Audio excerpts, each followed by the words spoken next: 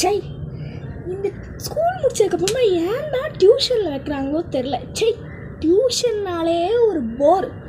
எப்போ பாரு சரி ஸ்கூல் முடிச்சுட்டு வந்தாலும் ஃப்ரீயாக இருக்கலாம்னா ஏற்கனவே ஹோம் ஒர்க்கு இது அது இதுன்னு சொல்லிட்டு நிறையா இருக்குது. இதில் போகாததுக்கு இந்த ஒரு டியூஷன் வேறு. இப்போ போகலாம் டியூஷனுக்கு. யார் என்ன சொல்லுவாங்கன்றதை பார்ப்போமே.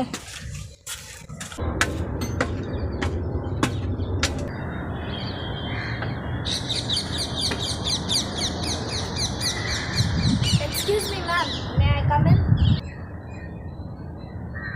வாங்க சார், வாங்க. இதுதான் டியூஷனுக்கு வர டைமா? அது என் விருப்பம். என்ன நீங்கள் ரூல் பண்ணாதீங்கண்ணா. முதல்ல ஸ்கூலே வந்துட்டு எங்களோட ஃப்ரீடம் வந்து பிடிச்சி வச்சுட்டு தான் இருக்குது.